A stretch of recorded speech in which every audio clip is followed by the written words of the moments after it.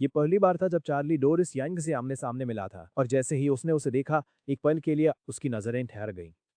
Doris सिर्फ एक business woman नहीं थी, बल्कि खूबसूरती और आत्मविश्वास का ऐसा संगम थी जो किसी को भी प्रभावित कर सकता था।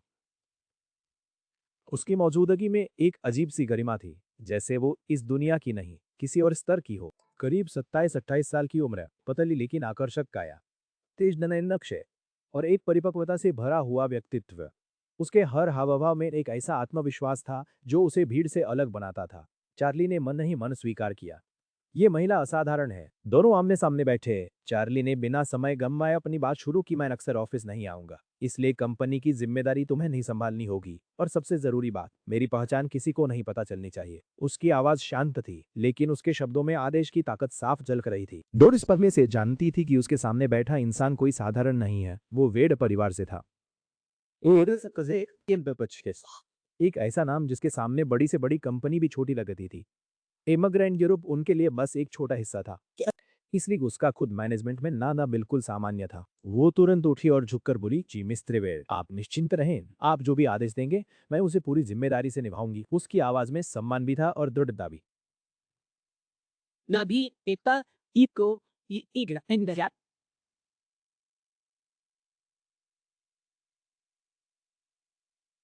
दबी दरवाजे पर दस्तक हुई। एक सेक्रेटरी अंदर आई और बोली, मैम, जेराल्ड व्हाइट और उनकी मंगेतर आपसे मिलने आई हैं। डोरिस ने बिना सोचे जवाब दिया, मैं अभी एक वीआईपी से मिल रही हूँ, उन्हें नहीं इंतजार करने को कहो। चार्ली ने हल्की आवाज में पूछा, क्या तुम जेराल्ड व्हाइट को जानती हो? उसकी आंखों में अब एक ठंडा भाव था, जैसे कुछ तय हो चुका हो। डोरिस ने जवाब दिया, जी, उनकी फैमिली हमारे बिजनेस पार्टनर्स में से एक है, उनके कई बड़े प्रोजेक्ट हमारे साथ जुड़े हुए हैं और वो कई बार मुझसे मिलने आ चुके हैं। चार्ली की आंखों में अचानक ठंडा गुस्सा उतर आया। उसने धीमी लेकिन सख्त आवाज में कहा, आज से इमिग्रेंट ग्रुप का व्हाइट फैमिली से कोई भी संबंध नहीं रहेगा। सभी चल रहे और आने वाले प्रोजेक्ट्स तुरंत बंद कर दो, और अगर आगे से उन्हें एक पैसा भी मिला तो तुम्हें इस कंपनी में रहने की जरूरत नहीं है। उसकी आवाज में ऐसा अधिकार था जिसे अनदेखा करना नामुमकिन था। डोरिस कुछ सेकंड के लिए चुप रह गई। वो समझ गई थी व्हाइट फैमिली ने जरूर इस आदमी को नाराज किया है। उसने तुरंत सिर हिलाया, जी मैं अभी सारे प्रोजेक्ट्स रुकवा देती हूँ। चार्ली ने हल्की मुस्कान के साथ कहा, उन्हें बता देना इमिग्रेंट ग्रुप किसी कचरे के साथ काम नहीं करता, और फिर सिक्योरिटी को कहकर उन्हें बाहर निकलवा देना। बाहर जेराल्ड और विनी बेसब्री से इंतजार कर रहे थे। जेराल्ड के मन में उम्मीद थी कि आज वो डोरिस से मिलकर अपने परिवार के लिए एक मजबूत रिश्ता बना पाएगा। लेकिन अचानक दरवाजा खुला।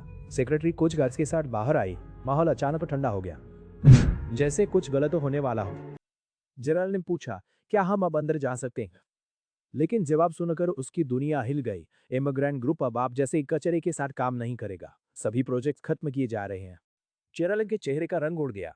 उसके दिमाग में वही शब्द गूंजने लगे, कचरा। बिल्कुल वही शब्द जो चार्ली ने उसे कुछ देर पहले कहे थे। हाई करके बस हो सकता है उसका दिल जोर से धड़कने लगा। अगर इमिग्रेंट ग्रुप ने रिश्ता तोड़ दिया तो व्हाइट फैमिली का आधा साम्राज्य खत्म हो जाएगा। वो चिल्लाया, मैं डोरिस से मिलना चाहता हूँ, लेकिन सेक्रेटरी ने ठंडे स्वर में कहा, पक्को अब यहाँ आने की अनुमति भी नहीं है। तो अगले ही पल सिक्योरिटी ने उसे पकड़ लिया और बाहर घसीटने लगे। जेराल्ड दर्द से चिल्ला उठा, लेकिन कोई उसकी मदद के लिए नहीं आया।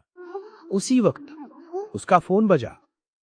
दूसरी तरफ उसके पिता थे, और उनकी आवाज गुस्से से कांप रही थी।